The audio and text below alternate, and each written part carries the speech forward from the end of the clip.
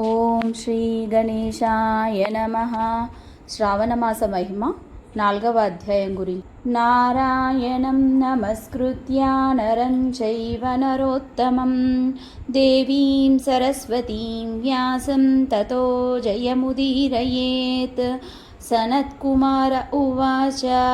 సనత్కుమారుడు ఈ విధంగా చెప్పుచున్నాడు: ఓ భగవంతుడా, మనుష్యుడు ఏ వ్రతమును చేసినా అమితమగు సౌభాగ్యమును, పుత్రులను, పౌత్రులను, ధనమును, ఐశ్వర్యమును పొందునో వ్రతములలో శ్రేష్టమైనటువంటి వ్రతమును చెప్పమని సనత్కుమారుడు సాంబమూర్తిని అడిగాడు.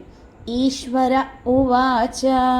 సాంబమూర్తి ఈ విధంగా చెప్పుచున్నాడు: మునీశ్వరుడా, దుర్వా గణపతి అను ఒక వ్రతము 3 లోకములయందు ప్రసిద్ధికెక్కినది. ఆ వ్రతము పూర్వంబున పార్వతీదేవి, సరస్వతి, ఇంద్రుడు, విష్ణువు, కుబేరుడు మొదలగు వారిచే శ్రద్ధతో చేయబడినది.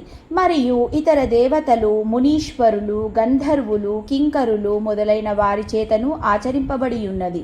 శ్రావణ మాసములో చవితి తిథి, విద్ధ మొదలగు దోషములు లేక పూర్ణముగా నుండునది పుణ్యప్రదమైనది గాన ఆ దినంబున సమస్త పాపములను పోగొట్టునని దూర్వా గణపతి వ్రతమును చేయవలెను.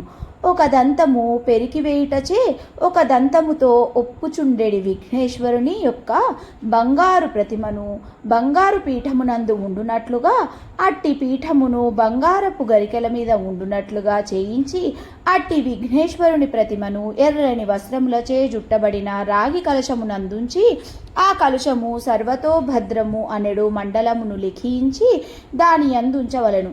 అనంతరము ఎర్రని పుష్పములతోనూ ఉత్తరేణి మరియు ఇతరమైన సువాసన గల పుష్పముల చేతను పూజించవలేను.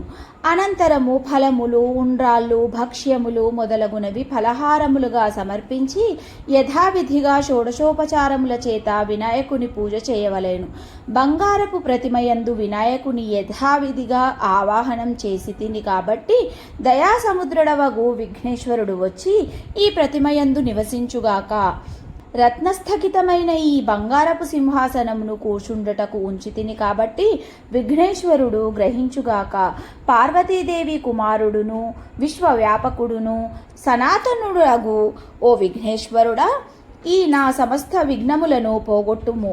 నీకు పాద్యమును ఇచ్చుచున్నాను, గ్రహింపుము.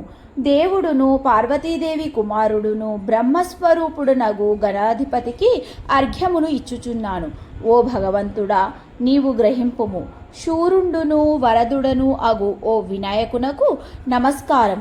ఓ వినాయక, నాచే ఇవ్వబడు ఈ ఆచనమును నీవు గ్రహింపుము. దేవోత్తమ, గంగాది సమస్త నదులను ప్రార్థించి తీసుకొని రాబడిన జలమును స్నానార్థము ఇచ్చి తిని కాబట్టి గ్రహింపుము. సింధూరము కుంకుమచే అలంకరించబడిన వస్త్రములను ఇచ్చి తిని కాబట్టి ఓ వినాయక, నీకు నమస్కారము చేసేదను, గ్రహింపుము. దేవుండును సమస్త విఘ్నములను పోగొట్టువాడును లంబోదరుడు అగు పార్వతీదేవి కుమారునకు గంధమును ఇచ్చితిని కాబట్టి గ్రహించుగాక. ఓ దేవోత్తమ, ఎర్రని గంధముతో మిశ్రితములగు అక్షతలను భక్తితో ఇచ్చితిని కాబట్టి వానిని గ్రహింపుము. సంపంగి పుష్పములు, మొగలి పుష్పములు, దాసాని పుష్పములు మొదలగు వానిచే పార్వతీదేవి కుమారుని పూజ చేయుచుంటిని కాబట్టి నాయందు అనుగ్రహముంచుగాక. లోకములను రక్షించుటకు, రాక్షసులను సంహరించుటకును అవతరించిన కుమారస్వామికి అన్నయ్యగు వినాయకుడు నాచే ఇవ్వబడిన ధూపమును సంతోషంతో గ్రహింపుగాక. పరంజ్యోతి స్వరూపుడును సమస్త సిద్ధులను ఇచ్చువాడును మహాదేవ స్వరూపుడను అగు నీకు దీపమును సమర్పించుచున్నాను. కుడుములు, పరమాన్నము, లడ్లు మొదలగు భక్ష్యములతో కూడిన 4 విధములైన అన్నముతో కూడా గణానాం త్వాం గణపతిగుం అను మహామంత్రాన్ని చెప్పి నీకు నివేదనం చేయుచున్నాను. ఓ వినాయక, కర్పూరము, లవంగములు, ఏలకులు, పోకచెక్కలు, తమలపాకులు మొదలగు వానితో కూడిన తాంబూలమును ముఖమునందు సువాసన కొరకు ఆదరముతో నీకు ఇచ్చుచున్నాను. ఓ వినాయక, బ్రహ్మ యొక్క హృదయమందు ఉన్నదియు అగ్నికి కారణమైన బంగారపు దక్షిణను ఇచ్చుచుంటిని. కాబట్టి నాకు శాంతిని కలుగజేయుము. పార్వతీదేవి యొక్క కుమారుడును ఏనుగు ముఖము కలవాడును గణాధిపతియు అగు ఓ విఘ్నేశ్వర, నీ అనుగ్రహము వలన నేను చేసిన వ్రతము సంపూర్ణమైనది అగుగాక. ఈ ప్రకారము తవ శక్తి కొలది విఘ్నేశ్వరుని పూజించి ఆ విఘ్నేశ్వర ప్రతిమను అక్కడ ఉంచబడిన యావత్తు ద్రవ్యముతో కూడా ఆచార్యునకు దానపూర్వకంగా సమర్పించవలెను. భగవత్ స్వరూపుడవగు ఓ బ్రాహ్మణోత్తమ, దక్షిణ సహితంగా నేనిచ్చునట్టి విఘ్నేశ్వర ప్రతిమను గ్రహింపుము. మీ వచన ప్రకారముగా నే చేసిన వ్రతము సంపూర్ణమునొందుగాక అని దానమివ్వవలయును. ఈ ప్రకారము 5 సంవత్సరములు వ్రతము చేసి పిమ్మట ఉద్యాపనము చేసిన ఎడల ఈ లోకంబున సమస్త కోరికలను అనుభవించి దేహాంతమందు కైలాసమును పొందును. లేక 3 సంవత్సరములు చేసినను సమస్త కోరికలను పొందును. ఉద్యాపనము చేయక వ్రతము మాత్రమునే చేసిన ఎడల వాడు యథావిధిగా చేసినను వ్రతము నిష్ఫలమగును. కాబట్టి ఉద్యాపన దినమునందు ఉదయమున నూనెతో తలంటు పోసుకొనవలెను. విద్వాంసుడు నవటాకు గాని దానిలో సగము గాని 4వ వంతు గాని బంగారంతో విఘ్నేశ్వర ప్రతిమను చేయించి పంచగవ్యములలో స్నానము చేయించి గరికలు మొదలగు వానితో పూజింపవలెను.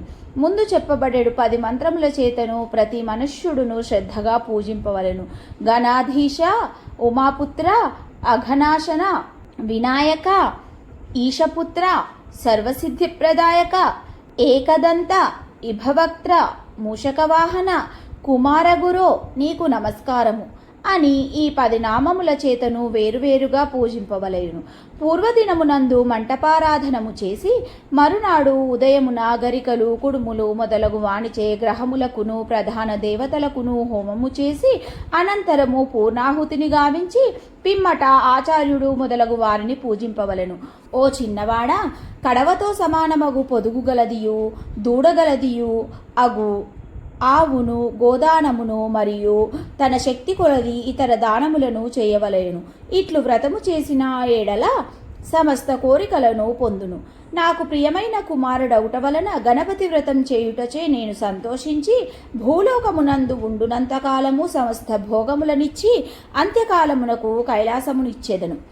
దూర్వములు వాటికి శాఖలచే ఏ రీతిగా వృద్ధి పొందునో ఆ రీతిగానే దూర్వా గణపతి వ్రతమును చేసినవాడు పుత్రులు పౌత్రులు మొదలగు సంతానంచే వంశవృద్ధి కలవాడగును. ఓ మునీశ్వరుడా, రహస్యముగా ఉండునట్టిదియు మిక్కిలి శ్రేష్టమైన దూర్వా గణపతి వ్రతమును గూర్చి నీకు చెప్పి తిని. ఇట్టి వ్రతమును సుఖమును ఆపేక్షించు వారందరూ ఆచరింపవలెను. ఇది శ్రీ స్కాందపురాణే శ్రావణమాస మాహాత్మ్యే ఈశ్వర సనత్కుమార ఉవాచ దూర్వా గణపతి వ్రత కథనం నామ 4థోऽధ్యాయः సమాప్తః.